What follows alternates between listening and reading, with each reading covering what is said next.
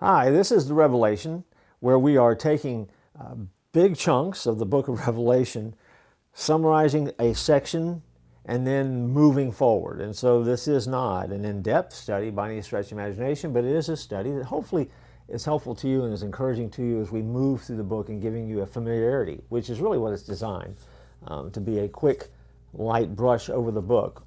For us as a series, it's going to be somewhere between 50 and 60 episodes, so it's not a quick series at all. But Revelation is a very complicated and complex book. So we are taking a light brushstroke if we're doing it in 50 episodes. Today we're in Revelation chapter 12 again, specifically looking at verse 5 and then down to verse 9. I'm going to skip down to verse 9 in just a minute. In verse 5 it says, "She gave birth to a son, a male child, who will rule all the nations with an iron scepter. And her child was snatched up to God and to his throne." And then in verse 9, "The great dragon was hurled down, that ancient serpent called the devil, or Satan, who leads the whole world astray, and he was hurled to the earth, and his angels with him." We've learned that Satan was cast out of heaven because he sought to receive the worship that belongs to God alone. In other words, he wanted power. He wanted to be God. Revelation 12:5 gives us a summary again from heaven's perspective of three of the most significant events in the life of Christ.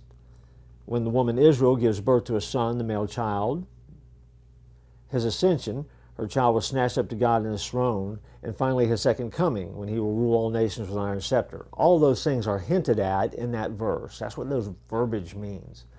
And now to understand that completely, you have to be able to go back into the Old Testament, to the book of Isaiah, into the history of Israel. You also have to move forward a little bit in Revelation, a little bit deeper into chapter 2, go back to chapter 2, a little bit forward in chapter 12.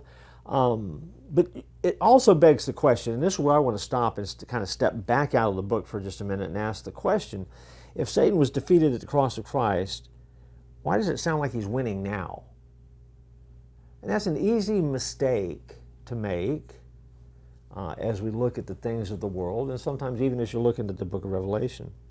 See, why does it appear that Satan is gaining ground on the earth today? And most importantly, why is God waiting until the end of history to destroy Satan? Why not destroy him now? Gosh, those are some pretty good questions, aren't they?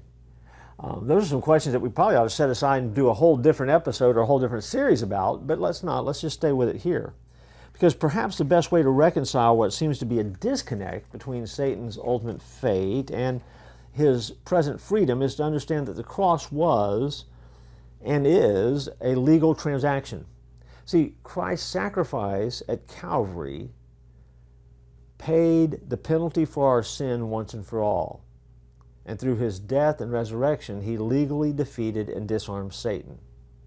But, as with most legal judgments, there's a time lapse between legislation and enforcement. And the victory at the cross will take full effect at the end of the millennium. In the meantime, the church stands against Satan and declares victory on the legal grounds that we have the death and resurrection of Jesus. And we may not fully understand God's timing, at least not on this side of heaven. But he has allowed things to unfold as he has for a reason. And there's a lot of things that are going on, and there's a lot of complexities there, sure. But one of the reasons is so that the whole world may know and have the opportunity to respond. So there are some things that have to take place. There are some things that have to take place to fulfill prophecy. There have to be some things that take place so that others might catch a glimpse of God and have the opportunity to enter into that kingdom of Christ. See, he's waiting and wanting each of us to come to that saving knowledge of him. And sometimes we lose sight of that in the bigness of the book of Revelation, but also in the details that happen in the world around us sometimes. It's in the book, so we don't have to be afraid. Revelation, as we've told you before, and we tell you again, is a blessing. And it's a blessing because you have a Heavenly Father who loves you enough to let you know what's happening, loves you enough to let you know how it ends, and loves you enough to let you know what's coming and what's coming next. He wouldn't do that if he didn't love us. And he wouldn't tell us that if he didn't want us to be calm and not worry. So be calm and don't worry, because everything happens in God's timing. Always has, always will. And you can set your clock by that. I look forward to joining you next time as we continue the Revelation together.